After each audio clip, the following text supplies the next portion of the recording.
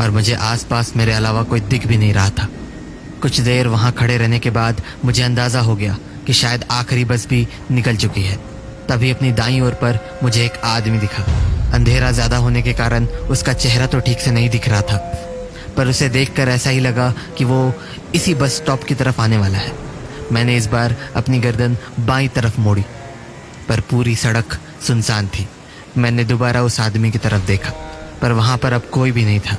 मुझे ये बात काफ़ी अजीब लगी, क्योंकि अभी थोड़ी देर पहले मैंने वहाँ पर किसी को देखा था।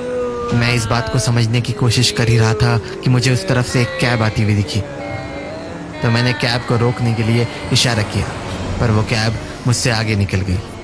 तो मैं हताश होकर दोबारा उस तरफ देखने लगा, पर तभी मुझे अपने पीछे गाड़ी के ब्रेक की आवाज़ सुनाई पड़ी। पलट कर देखा तो वो कैब रुक चुकी थी।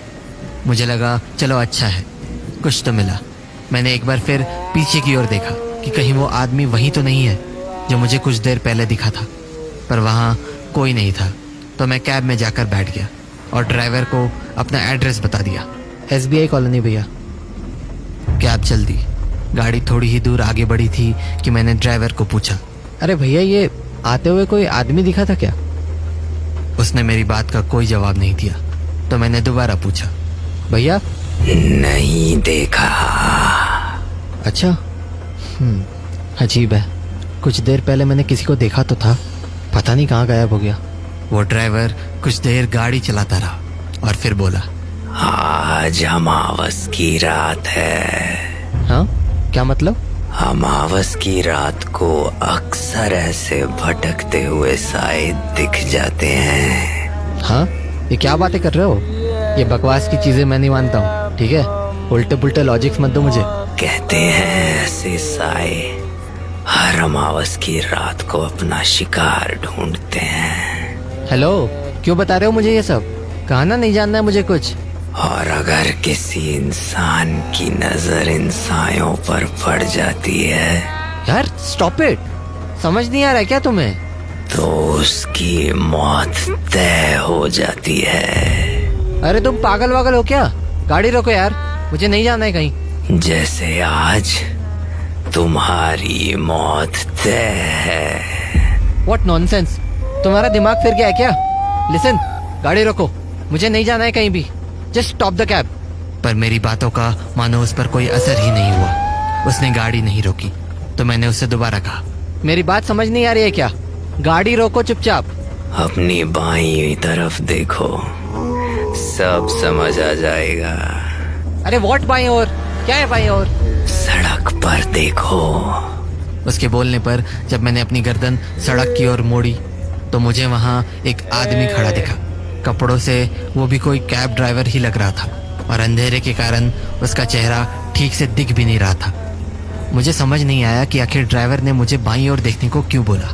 तो मैंने गर्दन वापस सीधी की और ड्राइवर की ओर देखा, पर सामने का नज़ारा देख के मेरे होश उड़ गए। वो ड्राइवर अपनी सीट से गायब हो चुका था और गाड़ी अपने आप चली जा रही थी। मुझे समझ नहीं आ रहा था कि आखिर हो क्या रहा है। तभी गाड़ी में जोर का ब्रेक लगा और मेरा सर सीट पर जा भिड़ा। मैंने आंखें खोली तो देखा कि वो ड्राइवर पीछे मुड़कर मुझे ही देख रहा है, और फिर उसने मुझसे कहा, साहब क्या हुआ? आप ठीक हो ना? क्या? तुम कहाँ से आए? कहाँ से आया मतलब? तुम अभी तो गाड़ी में नहीं थे और गाड़ी अपने आप चल रही थी। क्या बोल रहे हो साहब? होश में तो हो? देखो, पागल मत बनाओ मुझे। अभी थोड़ी देर पहले तुमने ही कहा कि आज मेरी मौत तय है, और फिर तुम गाड़ी से गायब हो गए। कैसी बातें कर रहे हो साहब? भला मैं आपसे ये सब क्यों कहूँगा? छोड़ो, रहने दो। पक्का आपने कुछ नशा किया है। आपकी सोसाइटी आ गई है। मेरा भाड़ा दो और जाओ। उस ड्राइवर की बात पर मुझे अब भी यकीन नहीं हो रहा था। मेरा मन ये मानने को बिल्कुल तैयार नहीं था कि जो मेरे साथ हुआ वो मेरा कोई वहम था। पर मैंने बात ज़्यादा नहीं बढ़ाई और कैब से बाहर निकल गया। अगली सुबह डाइनिंग टेबल पर बैठे हुए मुझे अपनी जेब से वो माता के अंगार वाली पोटली मिली, पर अब उस पोटली का रंग काला हो चुका था। मुझे ये बात काफ़ी अजीब लगी, क्योंकि कल रात तो उसका रंग लाल था। तभी मुझे मेरे एक ऑफिस कलीग का फ़ोन आया। हेलो, कहाँ पर है? घर पर हूँ। ऑफिस के लिए निकलने वाला हूँ। क्यों? हाँ तो ऑफिस आते हुए पुरानी फैक्ट्री वाला रास्ता लेकर शमशान आ जाना। शमशान? क्यों? अरे वो गार्ड भैया थे ना, हाँ। कल रात एक एक्सीडेंट में उनकी डेथ हो गई। व्हाट? हाँ शायद किसी कैब ने टक्कर मार दी।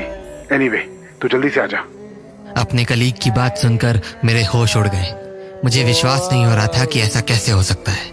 तभी मेरी नजर वापस से उस पोटली पर गई जो गार्ड भैया ने मुझे दी थी, और मेरे आंखों के सामने सब कुछ साफ हो गया।